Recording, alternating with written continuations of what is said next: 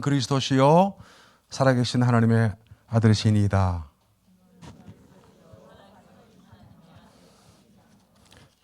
네, 오늘 옆에 분께 인사하겠습니다. 추운 날씨에 잘 오셨습니다.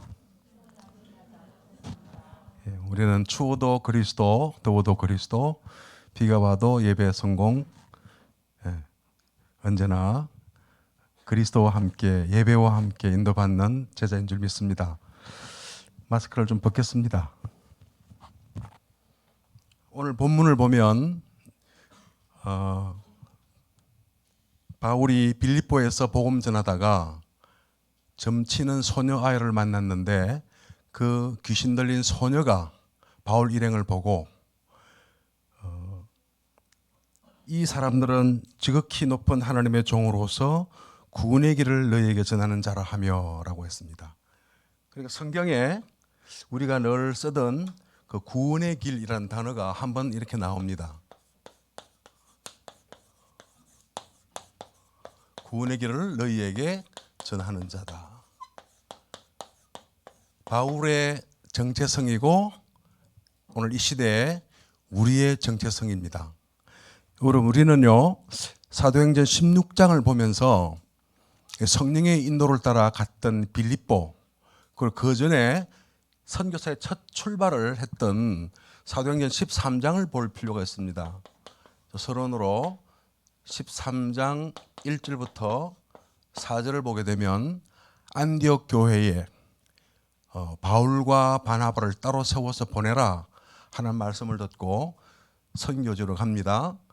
안디옥 교회가 없었으면 우리가 복음받기 어려웠을 겁니다. 근데 안디옥 교회의 선교의 정신은 우리 선교의 모델입니다만은 남은 것, 여유가 있는 것, 아니면 찌꺼기를 드린 게 아니라 그 교회의 가장 핵심적인 리더십을 선교로 드렸습니다. 선교는 가장 귀한 시간, 우리 가장 값진 것으로 가장 우선적으로 섬겨야 할 것, 선교라는 그런 의미죠. 그러고 선교사로 갔는데 그 첫 현장이 제가 지도를 좀 그려보면은요, 이렇게 소아시아, 지금 우리가 알고 있는 터키 지방이 이렇게 있습니다.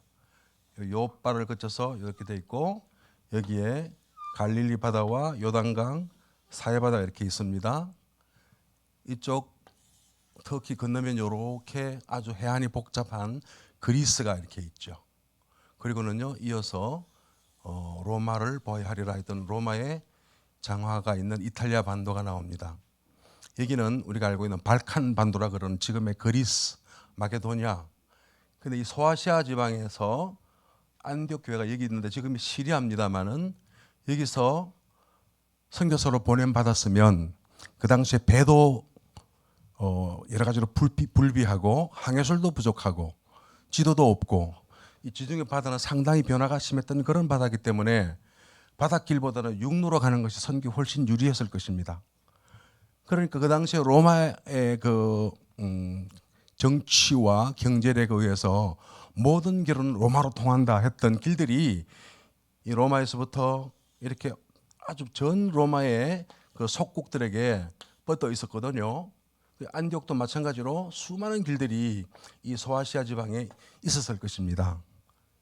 예루살렘까지 왕의 도로도 있었고, 그런데 여기서부터 배를 타고 이 구부로 섬으로 가는 겁니다. 그 살람이라는 곳에 이르러서 이 섬을 가로질러 바보라는 곳에 왔는데 사도행전 13장 4절에 보면 그들이 배를 타고 살라미에 와서 그 섬을 가로질러 바보에 갔더니 거기 지혜로운 총독 서기오 바울이 있었고 또 그 서기오 바울 총독을 예수 믿지 못하게 막는 박수무당이 있었습니다. 엘루마라고 하는 박수무당의 이름은요 바예수입니다. 참 재미가 있어요. 그리고 총독 이름은 또 서기오 바울입니다. 그러니까 바예수는요 예수의 아들 이런 뜻입니다. 바돌로메, 바디메오. 그럼 히브리어 벤이라고 하는 그 아들에서 나온 그 이름들인데 예수는 그 당시에 그렇게 흔했던 하는 일반적인 이름이었죠. 철수, 현수 그러듯이 그런 이름이었는데 이 흔한 그 예수 그 이름 중에 그리스도로 오신 나사렛 그 예수가 우리의 구주이지만 이렇게 흔한 이름 중에 하나였습니다. 그런데 이 박수무당이 총독은요, 그 직전에 로마의 집정관입니다. 최고의 권력자였고, 오늘 여기 보니까 지혜로운 총독으로 이렇게 표현합니다. 지혜가 있고 권력이 있고, 또 총독들은요, 집정관 지내고 나면 와서 그 영지를 자기가 총독으로 있으면서 그 많은 노예와 부를 그냥 획득하는 굉장한 이권이 있는 그런 자리였습니다. 그런데 권력과 명예와 지혜와 부를 다 가진 그가 이 일개 박수무당에게 잡혀서 예수를 믿지 못하도록 막는, 오늘날 정사와 건설을 지배하는 어둠의 세력이 지금 사실적으로 정치인들을 지배하고 있다는 것입니다. 그래서 첫 선교지에 이 구부로는 요즘 말하면 키프로스거든요. 영어로 사이프러스. 키프로스 같은 그 이유가 바울 일행들에게 선교가 무엇이냐를 보여주는 것입니다. 선교는 흑암의 손에 잡혀있는 그 영혼들을 건져내서 하나님의 아들의 빛의 나라로 옮기는 것이다 라는 것을 보여주는 것이죠. 선교는 영적 싸움이라는 것입니다. 그래서 첫 선교 현장에 구부로에서의 경험이 인간에 당면하는 문제가 무속, 점술, 우상의 문제 잡혀있는 사람들을 건져내는 것이다. 저는 사실은 30년간 선교지에서 치열한 영적 싸움을 하고 지내봤습니다. 이슬람에 주는 그 무게감과 위압감은 말도 못합니다. 그 모스크들이 아주 많은데 거기서 나오는 새벽에 아잔 소리를 들으면 소름이 막 돋고 그렇습니다. 거기다가 3억의 귀신을 섬기는 인도의 사원이 또 주변에 많이 있습니다. 또 불교의 우상들이 집집마다 다 있습니다. 귀신 단지들이 집집마다. 그 가보면 그런 우상을 치우고 영접하는 분들 보면은 조그만 그 트럭에 하나를 치울 만큼 우상이 나오는 그런 경우를 많이 봅니다. 지금 인간의 문제가 뭐냐? 선교가 뭐냐? 인간의 근본적인 문제에 답을 주는 것인데, 선교 출발부터 그 많은 좋은 길을 놔두고 이 구부로 섬에 가서 만났던 그 첫 현장이 얼마나 어려운 항해였겠습니까? 얼마나 불안한 항해였겠습니까? 그러니까 성령은 그렇게 인도하셨어. 배를 타고 대가를 치르더라도 전도와 선교, 신앙생활의 본질을 파악을 해라 하는 그런 뜻이었습니다.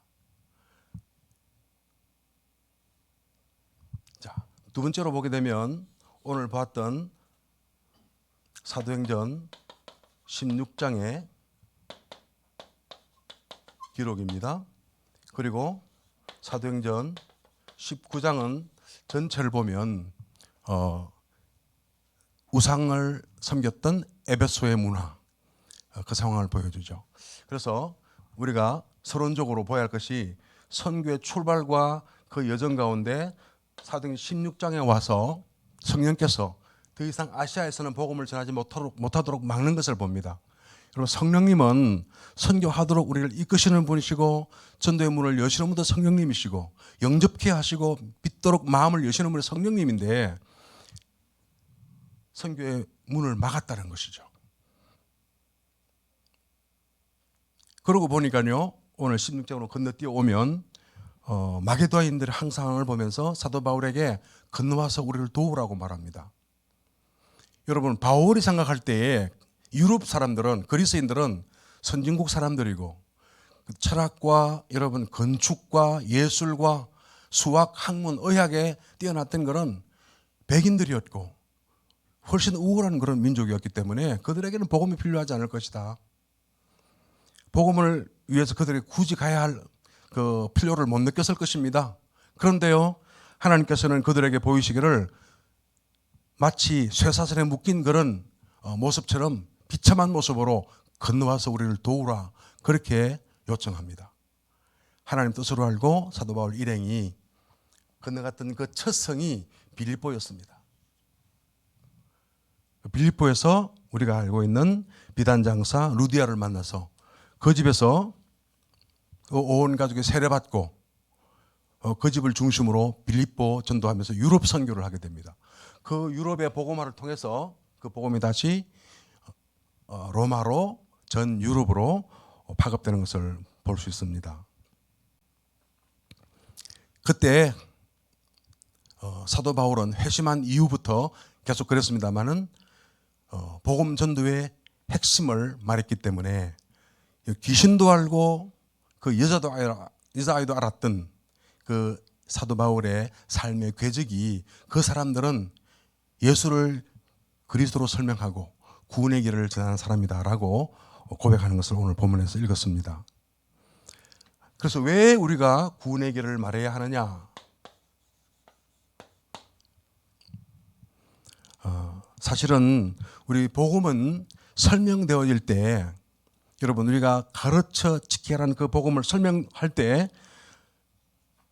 성령께서 역사하십니다. 복음을 이해하고 깨닫게 합니다. 깨닫지 못하면 영접할 수가 없습니다.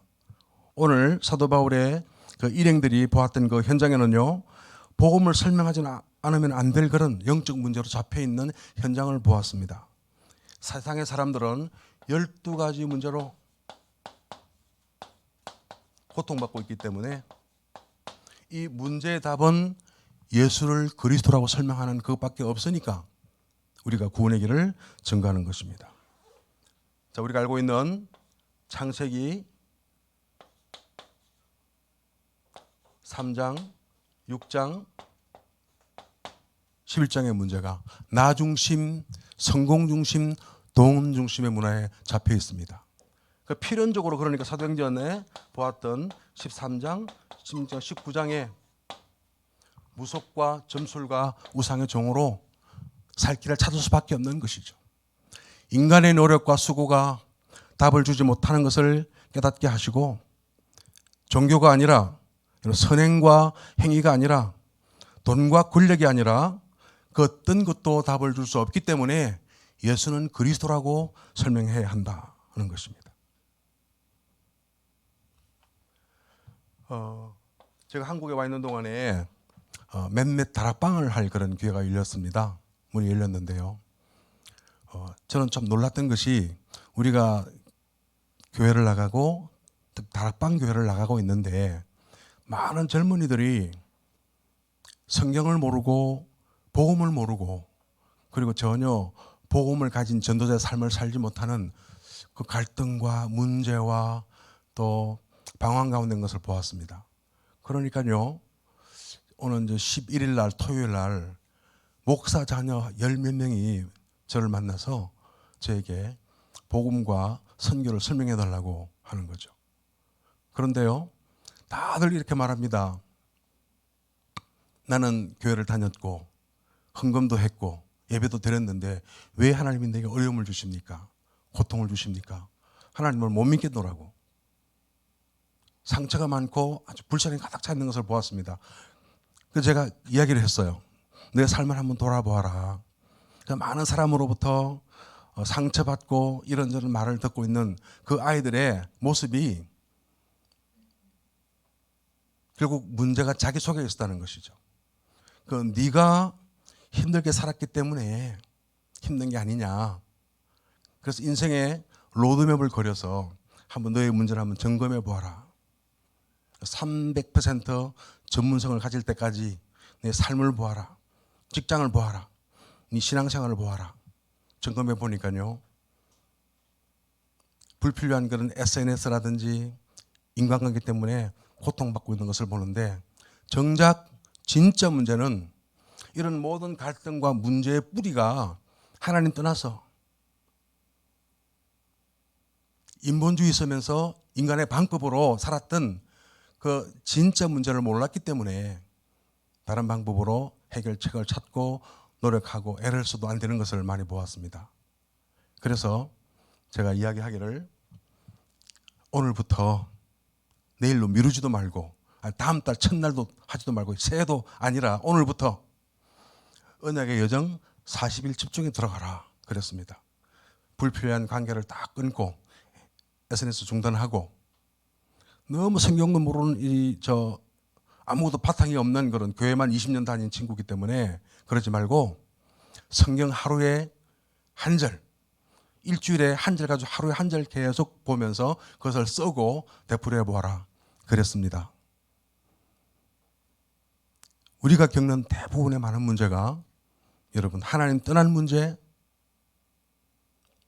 우리가 귀신의 정체를 모르고 속았던 그 문제, 그리고 죄인된 내가 아직 죄 사함의 확신을 갖지 못했기 때문에 오는 문제인 것을 볼 수 있는 것이죠. 그래서 이런 문제 속에 있는 사람들이 선행과 종교, 행위, 철학과 권력으로 답을 얻을 수 없다라고 하는 세상의 문제의 본질을 봐야 됩니다. 인간의 노력과 행위가 우리를 살릴 수 없다. 절대 무능력, 전적인 부패. 우리 성경적인 우리 신학의 가르침은요, 인간의 전적 부패와 전적 무능력을 말합니다. 그것을 인정할 때 하나님의 절대 가능 속으로 들어갈 수 있기 때문이죠. 사실은 코로나 팬데믹 때문에 우리가 이렇게 여행도 가지 못하고 산업체에도 많은 피해가 있고 또 개인의 삶도 많이 위축되어 있습니다. 근데 우리가요, 제가 지금 글을 하나 쓰면서 갖고 나왔는데, 지금 이 땅에는 지금 모든 사람들이 땅의 문제 때문에 인간이 만들었던 그런 불신앙의 결과로 나왔던 이런 재앙과 질병으로 고통받고 있는데 답이 없지 않느냐. 그런데요, 우리는 전도자의 메시지를 따라서 이 땅의 문제가 아니라 보좌의 축복을 지금 누리고 있지 않느냐. 사람들이 다 이 팬데믹으로 고통받고 허덕이고 경제는 추락하고 자살자가 나오고 많은 사람이 죽고, 우리 말레이시아는 신문에는 하룻밤에 죽어서 사람들이 부고가 말입니다. 죽었다는 그런 부고 기사가 한 페이지를 가득 채울 만큼 그런 위태로운 코로나 위기를 겪었습니다. 수상이 물러나고 여러분 모든 사회가 다 봉쇄되어 가지고 사람들의 발길이 끊어지고 공무원도 출근하지 않고 재택근무하는 그런 시대를 한 1년 반을 보냈습니다. 그러나 우리는 보좌의 축복을 누리면서 갈 수 없을 때 시공간 초월의 능력으로 우리의 기도를 보내고 메시지를 보내고 우리의 마음을 보내고 우리 응답을 보내는 그런 경험을 합니다. 정확하게 이 시대에 맞는 응답을 주님이 그렇게 주신 것이죠. 하늘 보좌의 축복을 누리는 우리와 이 땅의 문제로 고통받는 사람과는 너무나 대비되는 다른 모습인 것입니다. 시공간 초월의 은혜를 누리는 것이죠. 우리의 기도가 가고 메시지가 가고 또 응답이 현장에 가고 또 우리에게 오는 것을 봅니다. 인간의 노력과 행위로는 답을 줄 수 없기 때문에 우리는 인간에게 이 땅에 없는 답을 줘야 합니다. 그것이 구원의 길인 것입니다. 성경 가르침의 핵심이, 우리는 성경으로 설명하면 많은 목사들이 또 많은 사람들이 수긍하는 것이, 성경의 핵심이 전도와 선교, 구원의 길을 증거하는 그것을 우리에게 가장 중요한 사명으로, 주의 마지막 위임으로 우리에게 주셨습니다. 그래서 마태복음 28장 18절에서부터 20절, 또 마가복음 16장 15절, 특별히 예수께서는 예수님의 제자를 부르실 때 마가복음 3장 13절부터 15절에도 주께서 원하는 자를 부르시니 나온지라 그들에게 전도도 하며 귀신을 내어 쫓는 권세를 주려 함이라 라고 말씀하면서, 우리 부르신 이유가, 제자의 삶의 이유와 방향과 목표가 전도의 방향을 맞추는 것이라고 부르시고 그렇게 처음부터 부르셨습니다. 이 땅에 문제 속에 있는 사람들이 문제 해결의 길이 없기 때문에 우리를 사용하셔서 천사도 감당하지 못할 구원의 길 증거하는 사람으로 이를 구분하셨다는 것입니다. 자, 무엇이 구원의 길인가?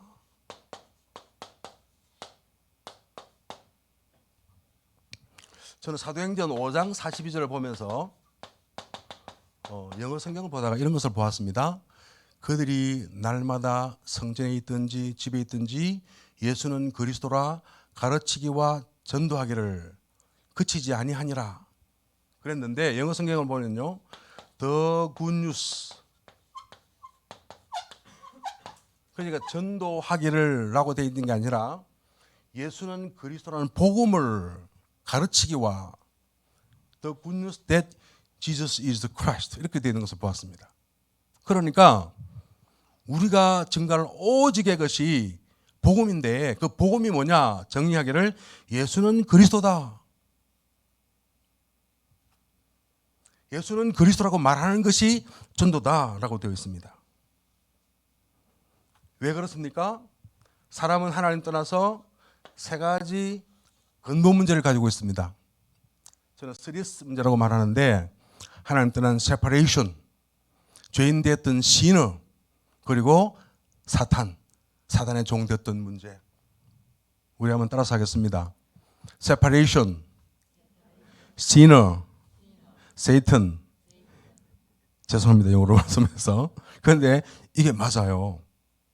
설명하기 좋으니까 하면 이 말리자인들이 인정하고 공감을 합니다. 영어로 말하면. 여기 하나님 떠났기 때문에 우리는 그리스도가 필요한 것입니다. 이 문제에서부터 모든 문제가 나왔기 때문에 이 문제 해결이 모든 문제 해결인 것입니다. 근본 문제 해결이 모든 문제 해결의 출발인 것입니다. 그래서 예수 그리스도만이 모든 문제 해결자이다. 제가 일천 영접 운동 제목으로 설교를 한 적이 있습니다. 그 설교를 다락방 처음 와가지고 설교하는데 제목은 얼마나 대단합니까? 일천 영접 운동. 그 설교가 너무 부담되고 힘들어서 사실은 설교할 때 원고를 놓고 읽으면서 부담이 됐었습니다. 그 구원의 길을 쭉 설명을 하는 것이죠. 그런데 설교 끝나고 난 이후에 많은 청년들이 울면서 와서 저는 부담스럽고 긴장하고 또 떨려가지고 제대로 표현도 못했는데 그때 훈련받기 초창기였거든요. 거의 18년 전인데 설교자에 관계없이 구원의 길 메시지가 생명이 있고 파워가 있고 감동이 있구나. 그걸 느꼈습니다. 구원의 길 메시지는요, 성경 처음과 마지막이고 성경 전부를 함축하고 있는 것입니다. 여기서 우리는 기억할 것이요, 인간의 근본 문제를 설명하고 그 나오는 답을 설명하는 구원의 길은 나와 관계없이 성경의 핵심일 뿐더러 전부요, 되풀이해서도 전혀 그 생명력과 영향력과 감동이 떨어지는 말씀이 아닌 성경의 진수라는 것이죠. 말씀의 전부라는 것이죠. 그래서 제가 설명했습니다. 일천 영접운동 메시지를 해보자. 저는 그때 다락방에 와서 주눅이 많이 들을 때였습니다. 권사님들이 전도를 너무 잘하고 현장 가면은 다 영접하는데 저는 이 망설여지기도 하고 많이 이렇게 좀 삐거리고 있을 때였거든요. 그런데 제 작심을 하고 구원의 길 메시지를 종이에 써서 한 번, 두 번 그려보았습니다. 그리고 내가 일천 영접 운동을 하리라 작정하고 두 번, 세 번 해보았는데 처음에는 어려우니까 지나가는 아이들 붙잡고 영접 메시지 해보고 중학생들 해보고 또 갈급 환자를 만나면 해보고 했어요. 그래서 설교 때 말하기를 여러분 일천 영접 운동 메시지 하기로 작정을 하고 너무 쑥스러우면은 부부끼리 해보고 아이들에게 해보고 지나가는 아이들이 하면서 한번 해보자. 일천 영접운동 하면 우리가 매일매일 영접운동 하면 한 3년쯤 안 되면은 하지 않겠습니까? 근데 제 경험으로는요, 한 100번쯤 하니까 제 인생이 바뀌었어요. 제 생각이 바뀌고 제 근본이 바뀌었습니다. 이 구원의 길 메시지는 첫 번째, 원래의 하나님 축복으로 출발합니다. 그러니까 재앙과 저주와 심판을 말하지 않고 하나님의 사랑을 말합니다. 본래 사람들은 하나님의 뜻으로 지음받은 사람만이 갖는 하나님의 형상 가진 존귀한 존재입니다. 이 접근이 굉장히 중요합니다. 원래 축복. 어떤 동물도 이 땅의 어떤 존재도 하나님의 형상을 갖지를 못했습니다. 그런데 우리는, 인간은 하나님의 형상을 따라 지음받았습니다. 여러분의 모습이 하나님 닮은 모습입니다. 그렇게 출발하는 게 중요하죠. 원래 인간의 모습. 창세기 1장 27절, 28절. 영적인 축복과 또 육적인 축복을 다 주셨습니다. 하나님의 형상 따라 지음받았고 이 땅을 다스리고 정복하도록 우리에게 축복해 주셨습니다. 그런데 두 번째 문제를 설명하는 거죠. 이 문제가 무슨 문제냐? 사단에게 속아서 내가 주인 되려고, 하나님 되려고 하나님을 떠났던 문제. 이 문제가 모든 문제라는 것이죠. 이 문제를 가져왔던 존재가 있는데 그것이 사탄이라는 것입니다.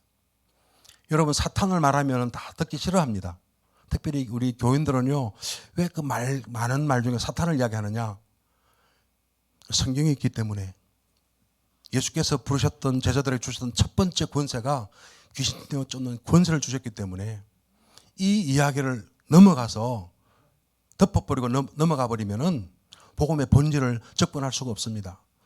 오늘 사도 바울이 갔던 그 현장이 다 그런 영적 문제의 현장이었습니다. 그래서 우리는 이 인간의 문제를 정면으로 설명해야 됩니다. 애둘러서 말하거나 사단을 다르게 표현하거나 해서는 복음으로 사람을, 영혼을 터치할 수가 없기 때문에. 그 문제가 뭐냐? 사단이 찾아와서 네가 하나님이라고 말했던, 오늘날 종교의 모습으로, 오늘 뉴에이지가 그러하고 불교가 그러한 것처럼 하나님 되면 행복할 것처럼 말했던 그 사단에게 속아서 하나님 떠날 문제, 그게 진짜 문제예요. 그래서 저와 여러분들은 다 죄인 되었다. 그러니까요, 사람들은 예외 없이 불신자 상태에 빠졌습니다.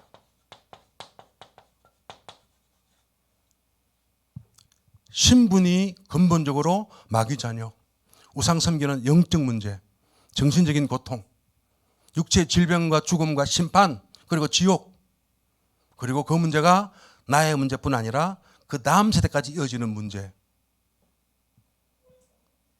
저는 이 문제를 보니까요, 전 처음 복음 들었을 때는 이 복음이 나를 위한 복음이구나, 내 문제였구나. 이 문제를 깨닫는, 저는 신앙생활 하면서 30년 걸렸습니다. 예수 믿고 30년 만에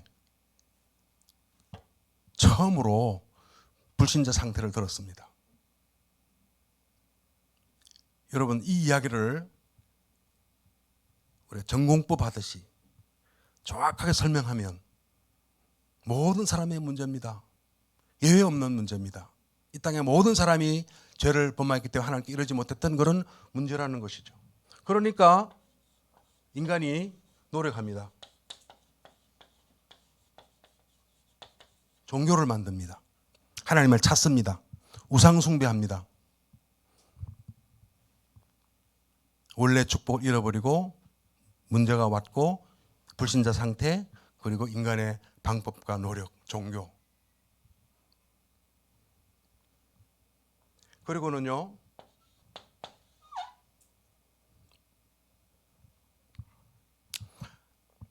인간의 문제를 위한 하나님의 방법은 그리스도라는 것이죠. 예수가 그리스도로 오셨다. 그것이 유일한 좋은 소식입니다. 굿뉴스입니다. 그것만이 복음입니다. 이 땅에 인간을 위한 좋은 소식이 없습니다.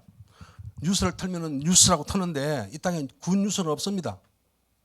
다 죽고 죽이고 어렵고, 좋은 것은 경제가 좋다는 건 뉴스 잘 안 돼요.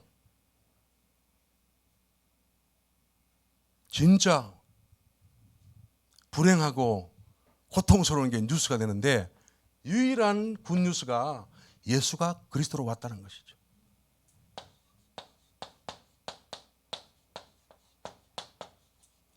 이 예수가 그리스도로 왔다는 사실은 예수 그리스도와 다릅니다. 사도행전 9장 22절에 사도 바울이 예수 믿자마자 다메섹에서 그리스도를 만난 이후에 처음으로 했던 메시지가 그가 그 예수를 만났던 그 예수를 그리스도로 설명하는 것이죠. 그가 갔던 현장, 사도행전 17장 3절, 18장 5절 가는 곳마다 그 메시지의 핵심은 예수는 그리스도로 인간의 근본 문제를 해결하는 유일하신 해결자이다라고 설명하는 것이죠. 그런데 이게 사람은 알고 있습니다만은 예수는 그리스도라는 것이 나와 직접적인 관련이 되기 위해서는 영접의 비밀을 알아야 되는 것이죠. 주인 되었던 내 삶을 내려놓고 하나님 되려고 했던 내 야망과 생각을 내려놓고 예수를 내 인생의 주인으로, 온 우주의 창조주로, 근본 문제 해결자로 요한복음 1장 12절에 말씀했던 영접하는 자, 곧 그 이름을 믿는 자. 여러분, 믿음은 하나님의 선물인데 믿음의 행위는 결과적으로 영접하는 것으로 나오게 되어 있습니다. 날마다 영접하고 순간순간 그분에게 주도권을 드리고 예수님이 인생의 주인으로 하나님으로 살도록 그분에게 맡겨드리는 영접의 비밀 속으로 들어가는 것이죠. 한번 영접할 때 운명이 바뀌는 것입니다. 한번 영접하면 그 가문에 새로운 시작이 일어납니다. 그래서 한 사람의 영접이 가문을 살립니다. 시대를 살립니다. 나라를 살립니다. 237 나라를 살립니다. 그래서 우리는 신학교를 가든지 아니면 어느 목사를 만나든지 영접을 또 합니다. 영접하자 그러면 영접했는데 하는 분도 있고, 영접 안 했다고 목사님들이 영접하는 분이 있는데 영접의 비율은 놀라운 것입니다. 그래서 우리 다락방에 오해되는 부분들이 이미 교회에 나가는 분을 자꾸 영접을 강요하느냐라고 말하는데, 영접을 안 했기 때문에, 그리고 매일 영접해도 그 문제는 제 영접의 문제가 아니라 날마다 그리스도를 내 인생의 주인으로 고백하는 것이기 때문에 우리는 강조하는 것이죠. 여러분, 영접하는 사람에게는 하나님의 자녀가 되는 권세를 주셨으니, 저와 여러분들이 보통 권세가 아니라는 것이죠. 여러분, 재벌 회장이 얼마나 부럽습니까? 왕의 아들이 얼마나 부럽겠습니까? 그러니까 저와 여러분들은요, 하나님의 자녀의 권세를 가졌다는 것은 온 우주 창조주의 아들, 왕자와 공주를 뛰어넘는 그런 권세를 가졌다는 것이죠. 여기서부터 우리 랩런트들이나 우리가 정체성의 출발이 되는 것입니다. 감사할 이유가 여기에 있습니다. 문제를 문제로 보지 않는 이유가 여기에 있습니다. 모든 문제는 이미 끝났던 것이고, 저와 여러분들은 이 우주 창조의 주인공이신 그분의 능력을 소유한 권세 있는 주의 자녀가 되었다는 것입니다. 영접의 비밀. 그래서 일천 영접운동, 이 메시지를 말이죠, 종이를 놓고 짬만 나면 십자가를 그립니다. 카페에 앉아가지고 누구 기다릴 때 1번, 2번, 3번, 4번 쭉 그리고 5번 영접 이렇게 쭉 그립니다. 그러면 그리면 그릴수록 그 메시지가 내 안에서 생명을 공급하고 나를 영접한 그 비밀의 축복의 주인공으로 느끼도록 나를 격려합니다. 저는 그래서 잠이 안 오면 누워가지고 천장에도 놓고 그립니다. 원래 인간, 문제가 생겼다, 불신자 상태, 예수는 그리스도 쭉 그려가면서, 그러면 한 3번, 4번 하면 영접할 때 되면 잠이 옵니다. 저절로. 그거 잘 때 그리고 영적 문제가 될 때 스물스물 올라오면은요, 이 메시지를 그리는 거죠. 그때 그 핵심은 예수가 그리스도로 오셨다, 모든 문제 끝내셨다, 근데 내가 그분을 영접하고 나는 그분과 함께 한다 하는 그 사실을 확인할 때마다 내 속에서부터 생명이 막 끌어올라오는 것이죠. 권세를 누리게 되는 것입니다. 7번은요, 7가지 축복입니다. 8번은 5가지 확신입니다. 십자가를 그리면서 제가 설명하는 것 여러분 지금 계속 해오셨던 걸로 알고 있는데, 구원의 길 8가지 키가 되는 구원의 길 메시지, 일천 영접운동 여러분 한번 설계하시기 바랍니다. 그러면은요, 적어도 한 몇십 번 하면 어마어마한 변화가 내게 있는 것을 느낄 것입니다. 저는 인생이 그렇게 해서 바뀌었습니다. 제가 좀 저희 집에 가면 너덜너덜한 그 구원의 길 메시지가 이렇게 있는데요, 목사들이 다 이거 듣고 다 회개하고 변화되고 다락방 했어요. 한국인도 그렇고 한국인은 많지 않습니다만은 현지인들이 그렇고 그리고 렘넌트가 살아났습니다. 그 제가 늘 이야기합니다. 구원의 길을 전하면 불신자는 구원받고 신자가 힘을 얻고 여러분 렘넌트가 막 살아나고 목사가 이 말씀 듣고 이 말씀을 회복해야 권능을 얻고 다섯 번째 교회가 부흥된다고 성장한다고 힘을 얻는다고 다섯 가지 영역에 구원의 길 메시지는 영향을 미칩니다. 우리 한번 따라서 하겠습니다. 구원의 길을 전하면 불신자가 구원받고 신자들이 힘을 얻고 렘넌트가 살아나고 목사가 권능을 받고 교회가 힘을 얻는다. 제가 이제 1월 달에 말레이시아 가기 위해서 한 교회 초청으로 방문을 했었습니다. 교회 문을 딱 들어서는데 교회가 막 살아있는 역동적인 게 보이더라고요. 얼마나 생명력이 넘치는지 가서 제가 많이 배우고 은혜를 많이 받았는데 목사님이 헌금하고 난 다음에 저한테 기도하고 축도를 부탁하길래 너무 업돼가지고 헌금 기도하면서 아주 높은 톤으로 축복 기도를 했어요. 그래서 목사님이 선교사님 평소에 안 그런 조용한 분인데 이렇게 업돼서 기도하시네요. 그러니까 교회가 온 성도들이 날마다 영접자가 일어나고 구원의 길을 증거하고 막 증거가 나와서 교회가 성장하니까 내가 들어가니까 저절로 그 교회 분위기에 저도 기쁘고 감격이 돼서 업되더라고요. 근데 거기 그런 변화의 키가 한 분이 한 1년에 한 4, 50명 정도의 영접자를 이렇게 영접을 시키고 교회 등록을 시켰어요. 한 분이 우리 교회에 끼친 영향입니다. 그러더라고요. 사실은 우리가 영접 메시지 하거나 영접하거나 교회로 인도하기가 어렵습니다. 쉽지 않습니다. 그런데 우리가 진정으로 기도하면서 인도받으면요, 우리 주변에 제가 처음 훈련받을 때 목사님 저 길에 나가서 아무나 붙잡고 영접하는 거 어렵겠습니다. 못하겠습니다. 못해? 그래? 그랬는데요. 제 훈련받던 그 집 주변에 갈급한 자, 어려운 자를요, 제 친구 또 후배 이런 사람을 한 4명을 붙여주었습니다. 이혼한 제 교회 어릴 때 친구, 그 여자 그 집사였는데 또 사업하던 친구가 와서 저를 만나게 되고 그 주변에 서점하는 친구, 또 알코올 중독자 그 부부를 만나서 그 부인 통해서 인도하고 여러분 우리가 구원의 길 메시지로 사람을 구원하기를 원하면 우리 찾아가기 전에 하나님께서는 우리에게 꼭 필요한 이 메시지 들을 자를 붙여주신다는 것을 경험했어요. 제 아내와 포럼하면서 여보 내가 전도할 곳이 없어서 애를 먹었는데 하나님이 다 예비해 놓으시고 붙여주셨구나. 제가 한 200번 구원의 길을 하니까요 경제가 해결되더라고요.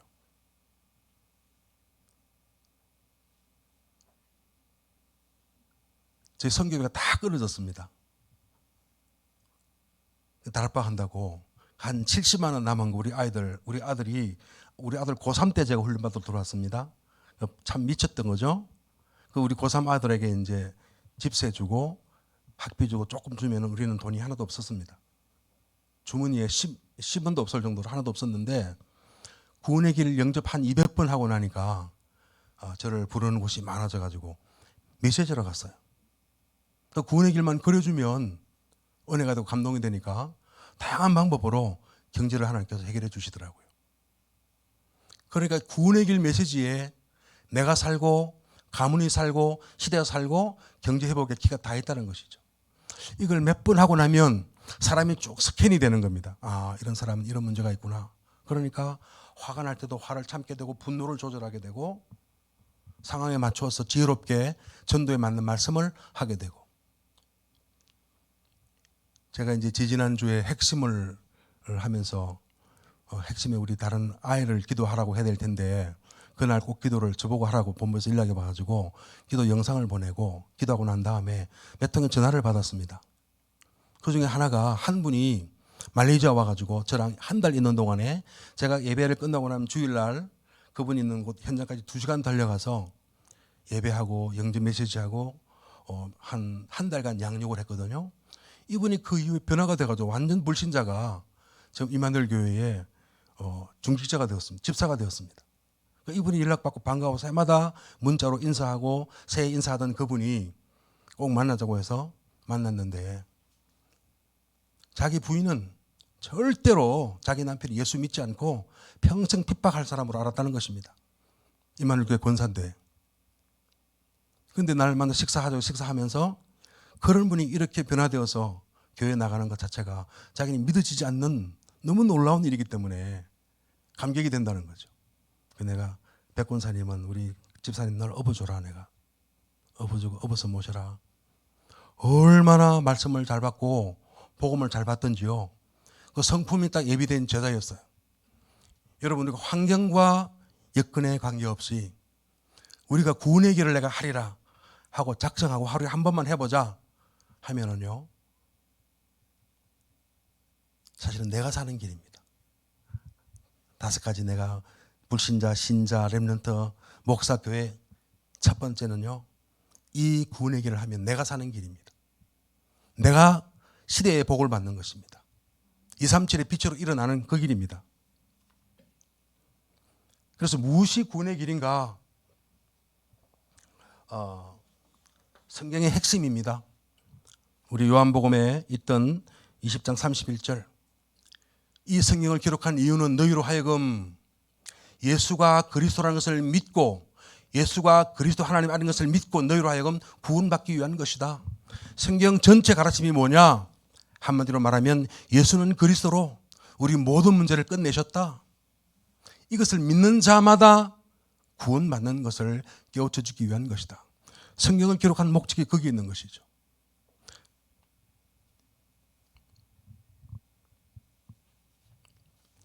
자, 결론적으로 우리가 어떻게 구원의 길을 전할 것인가? 여러분, 우리가 보좌의 축복, 또 시공간 초월, 또 237의 빛 하지 않았습니까? 저는 늘 강조하는데요, 우리는 이미 아무도 갖지 못한 복음의 능력을 가지고 있다는 것입니다. 믿습니까? 예. 우리 한번 따라서입니다. 나는 노바디입니다. 아무도 갖지 못한 복음의 능력을 가졌다. 두 번째는요, 중요한 것인데요, 우리가 어떻게 구원의 길을 전할 것인가? 두 번째는요, 누구도 부인할 수 없는 증거를 가졌다는 것이죠.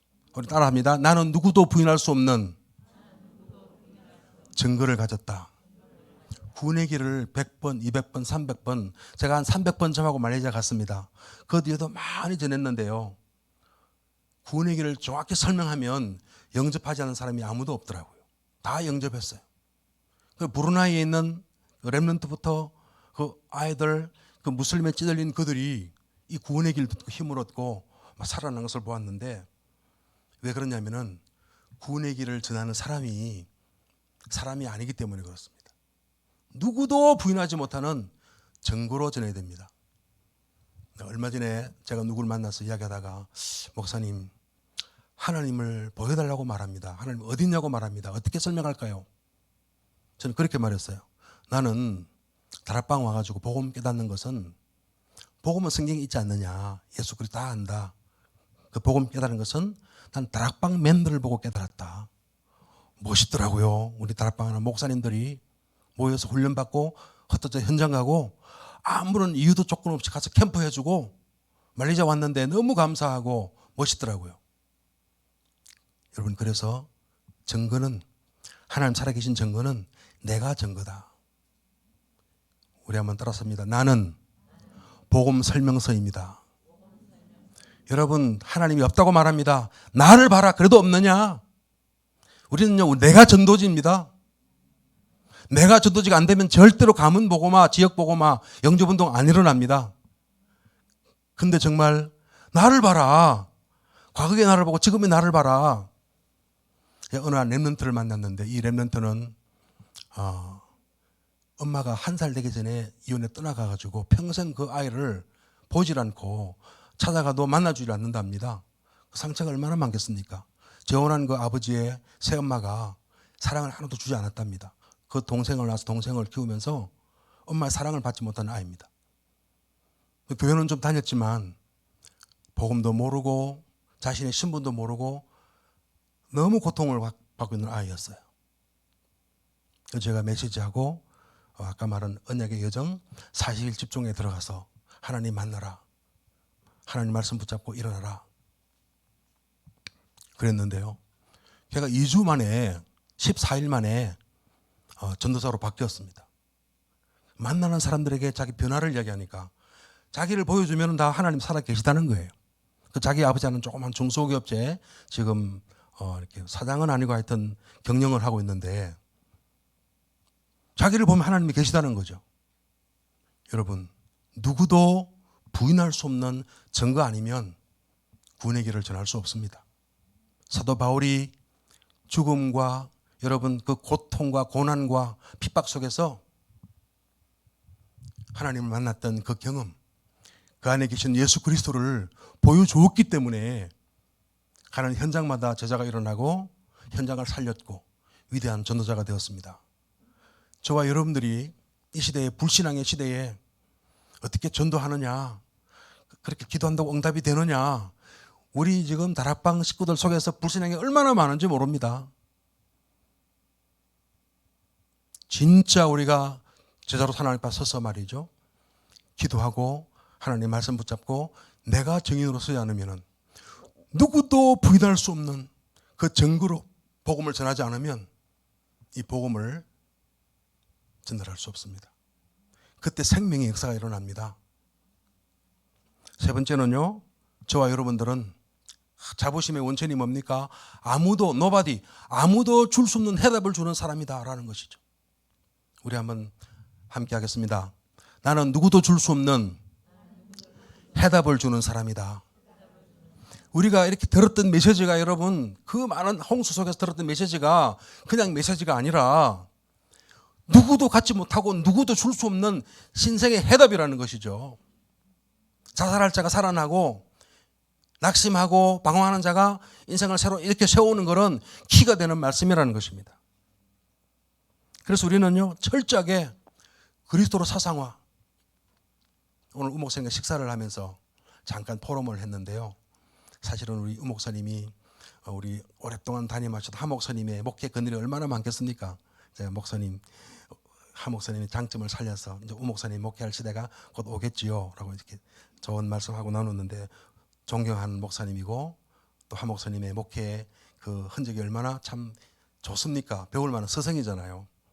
근데 하목사님의 가르침이 저는 한 가지 딱 남는 게 뭐냐니까, 선교사님 항상 복음 최고로 누리는 선교사가 되십시오. 저는 그게 완전히 각인되었습니다. 사는 이유도 복음, 밥 먹는 이유도 복음, 내가 죽을 이유도 복음, 그리스도 사상화. 그러면은 그게 끝이라는 거예요. 그러고도 응답 못 받으면 하나님이 안 계신 거죠. 그리스도 사상화. 그러니까 복음 체질화가 되는 겁니다. 사건도 복음으로 해석하고 문제 앞에서 복음으로 판단하고 해결하고 늘 감사하고 예배 성공하고 성령 인도 받고 하나님 말씀 따라 살고 남을 살리려고 하고 손해보더라도 복음이 유익되면은 인내하고 참아내고, 그러니까 24시 기도가 누림이 되는 겁니다. 그러면 전도는 저절로 되어지잖아요. 답을 찾는 자에게 이게 아무것도 아닌 것 같은 메시지를 잠깐 툭 던졌는데 그 사람에게는 인생의 답이 되는 것이란 말씀이죠. 그러면 현장은 정복되게 되어 있습니다. 현장 정복화. 그래서 제가 우리 렘넌트들에게 요즘 목사 자녀들 렘넌트를 어려운 걸 다락방을 하면서 제가 언약의 여정 40일 집중하면서 첫 번째, 복음 편집해라. 나의 복음 만들어라. 로마서 16장 25절. 바울의 복음처럼 나의 복음. 내가 소화하고 내 말로 설명하고 내 증거로 설명할 복음을 편집해라. 복음 편집. 그리고 인생 설계해라. 인생의 10년 로드맵을 그려라. 지난 감사절 전에 20일 날 제가 다락방을 하면서 그랬습니다. 앞으로 이제 연말까지 40일인데 그 40일 언약에 집중하는 동안에 인생 10년의 로드맵을 그려라. 제가 그 감사절 저녁에 우리 말레이시아 국가담당 목사님 교회 오후 예배에 메시지 하면서 그 이야기도 했습니다만, 이 10년 인생의 로드맵 그리면서 40일 동안에 보완하고 내 삶의 영역에 나를 중심으로 나, 만남과 가정과 가족과 내 직장과 학업과 다섯 번째 내 지역과 교회를 중심으로 5가지 영역에 인생 로드맵을 그려라. 다락방 5가지 기초 아닙니까? 우리가 살면서 만남을 피할 수가 없지 않습니까? 나와 만남과 가정과 가족, 그리고 직장과 학업, 그리고 지역과 교회를 중심으로 로드맵을 그려라. 그러니까요, 이렇게 그려보니까 자기가 보이고 응답이 보이더라는 거죠. 세 번째로, 응답을 디자인해라. 미리 받을 응답을 지금 이미지로 선명하게 디자인해 놓아라. 사실은요, 응답은 이미 보장되었는데 우리가 믿음의 눈으로 보지 못하고 믿지 않기 때문에 응답을 못 누리고 있단 말씀이죠. 제 아들 말씀을 해서 죄송합니다만, 우리 아들이 대학 졸업하고 군대 갔다 와서 우리 말레이시아 와서 이제 사업하면서 우리 교회 같이 선교 사역 하면 좋겠다 생각했는데 하나님 계획이 다른 곳에 있더라고요. 그래서 우리 아들이 이제 직장에 가려고 이력서를 100장을 썼습니다. 삼성, LG, SK화학 전공이니까 그 홍명희 교수의 제자로 연구원에서 그 연구실을 배웠기 때문에 굉장히 독특한 그런 자기 실력이 있습니다. 그런데도 단 한 군데도 면접 보러 오라고 하는 데가 없다라는 거예요. 그래서 전화가 왔어요. 말레이시아로. 웃으면서 이야기해요. 아버지, 이 직장이 안 돼요. 한 군데 오라는 데가 없어요. 이러는 거죠. 웃는 거죠. 얼마나 마음으로 참 울고 있겠습니까?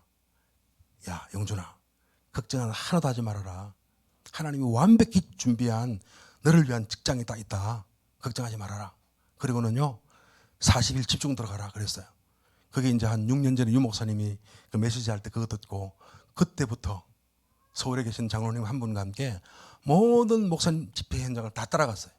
화요 집회, 지역 집회, 산업 선교하면 아침 7시부터 가서 9시 집회를 기다리고 40일 집중한다고 들어갔어요.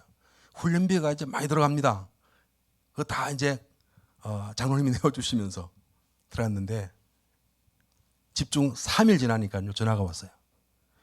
연매출 한 4, 5천억 하는 회사의 회장님이 야, 너 우리 회사 와, 내일 와, 면접하자. 용준이 선배인데, 우리 아들 선배인데 다른 지인 통해서 미국에 지사를 열어놓고 가야 할 영어 잘하는 후배가 필요한데 없느냐 그러니까 모든 학교의 동창들이 우리 아들을 소개하더라는 거죠.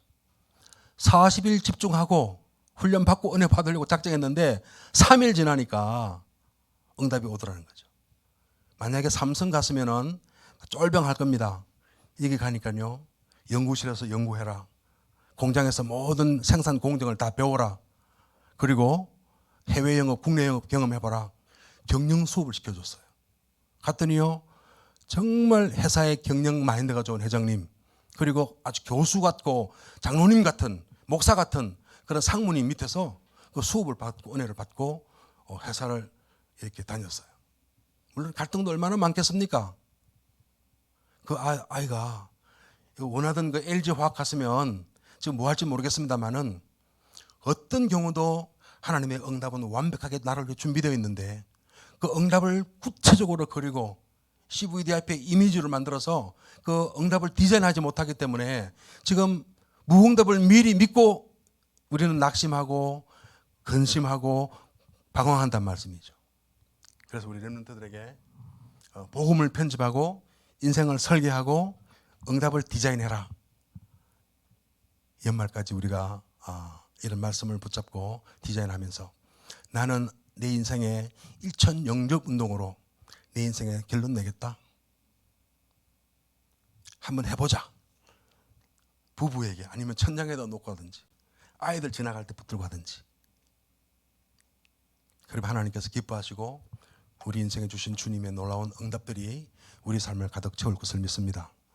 지도를 그렸던 것처럼 하나님께서 이렇게 바울의 전도 여정을 끌었던 것처럼 하나님 우리에게 우리를 위한 전도자 여정을 준비하고 계십니다. 나를 위한 전도자의 삶 있습니다. 그 놀라운 전도자의 여정의 마지막은요, 주님 주신 기념비적인 응답인 것입니다. 전도자의 시대적인 상급인 것입니다.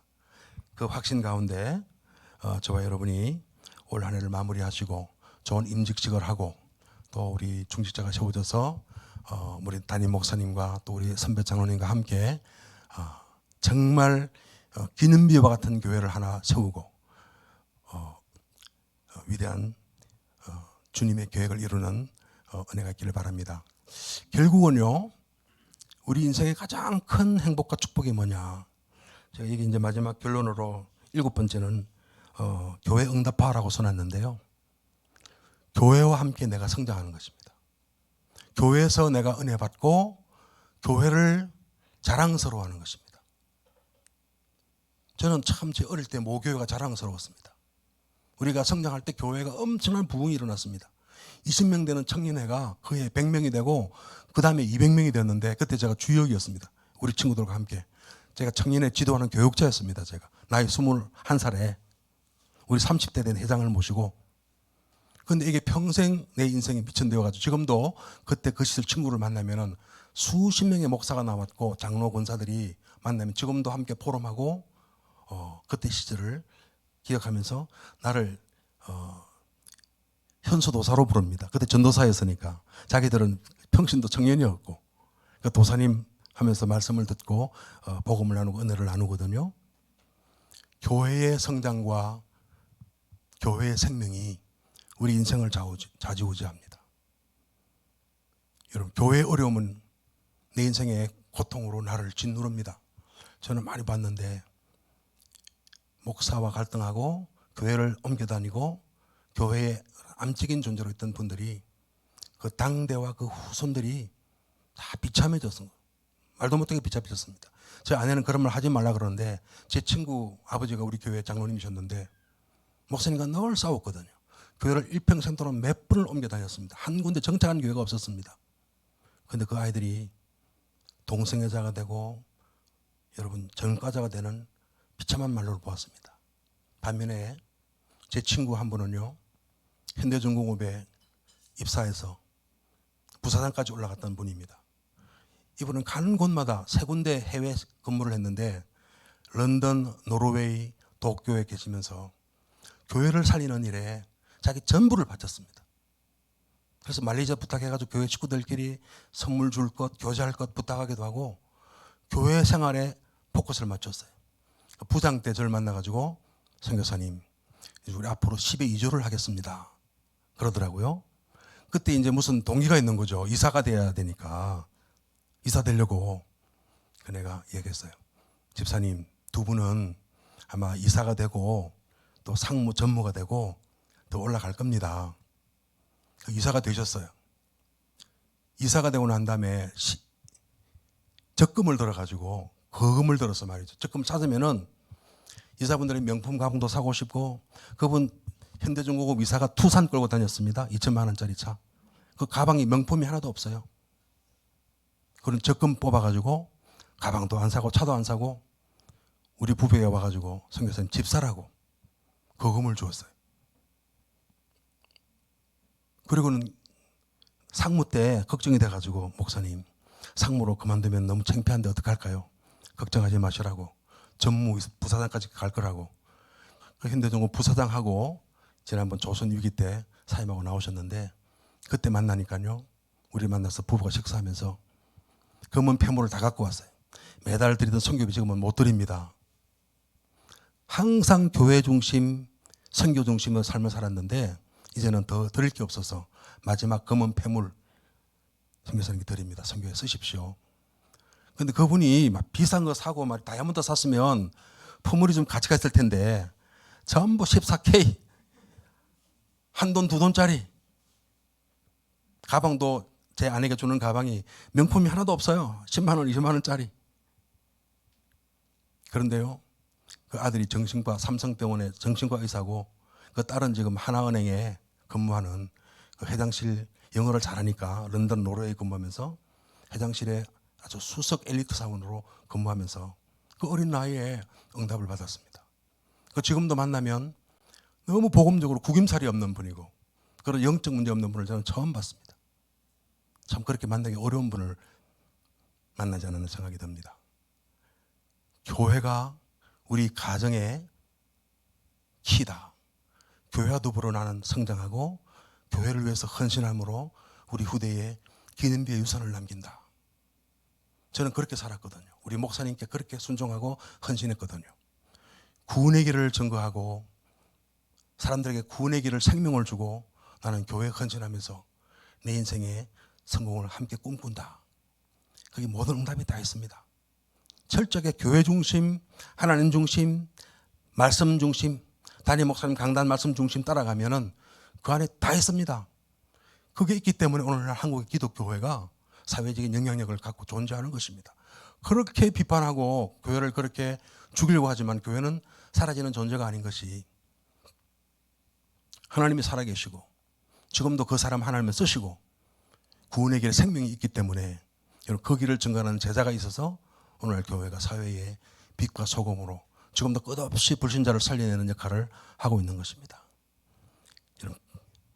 우리 교회가 시대를 살리는 교회, 기념비를 세우는 교회, 이 지역사회와 여러분 우리 내 주변에 선한 영향력을 미치는 교회로 응답받도록 철저한 교회와 예배 중심, 강단 말씀 중심으로 인도받으시고 승리하시길 주의 이름으로 축원합니다.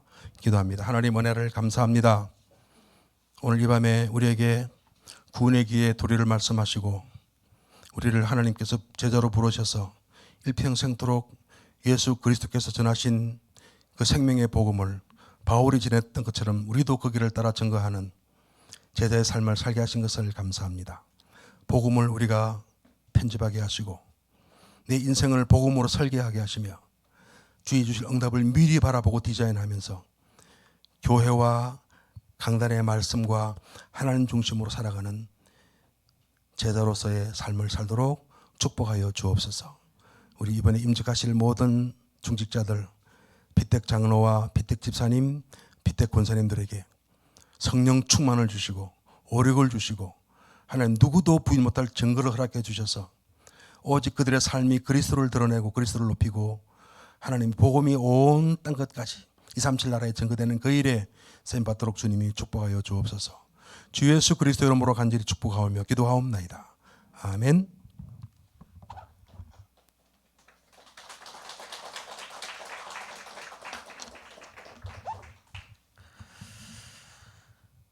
다 같이 고백하겠습니다. 매일 구원의 길 그립시다.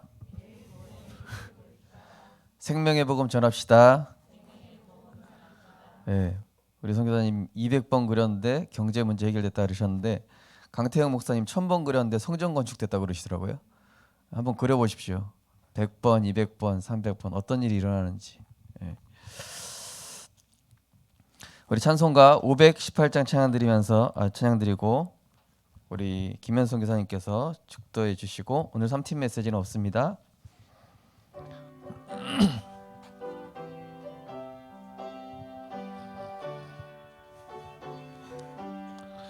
기쁜 소리 들리니 예수 구원하신다. 만민에게 전하라. 예수 구원하신다. 주님 명령은 산을 넘고 물 건너 온 세상에 전 예수 구원하신다.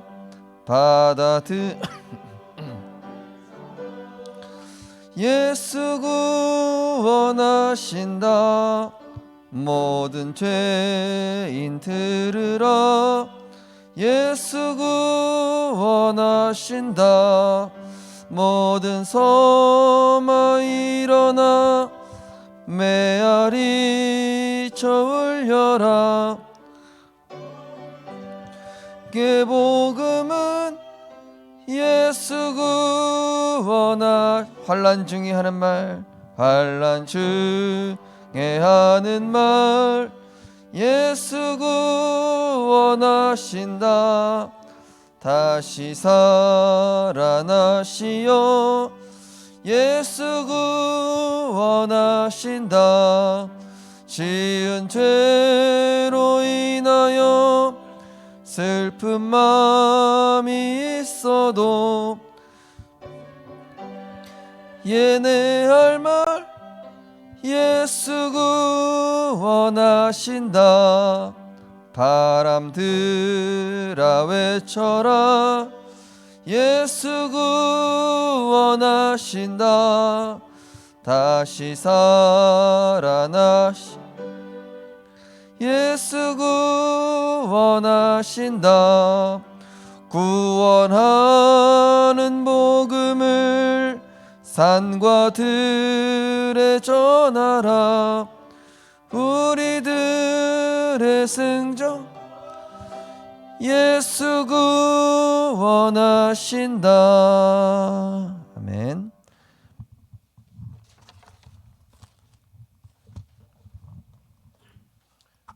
기도하겠습니다. 이제는 우리의 유일한 구원의 길 되시는 예수 그리스도의 은혜와 독생자 예수를 그리스도로 우리에게 주셔서 우리 모든 문제를 해결하신 하나님의 그 놀라우신 사랑과 오직 성령 깨닫고 그 성령 안에서 교통하며 충만한 인도함을 누리는 당신의 모든 백성들 위해 이제로부터 영원토록 함께 있을지어다. 아멘.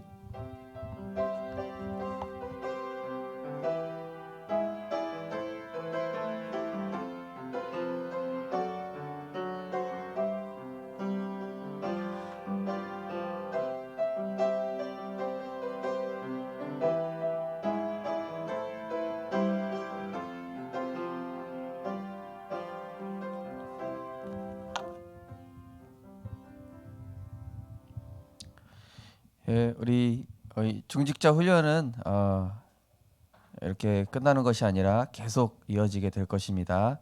오늘 우리 성사님 말씀처럼 계속 구원의 길의 축복을 누리시고 또 이번 주 금요일 저녁 7시에 우리 중직자 대회, 우리 모든 또 중직자분들, 피택 중직자분들, 또 모든 성도님과 렘넌트들 함께 인도받으셨으면 좋겠습니다.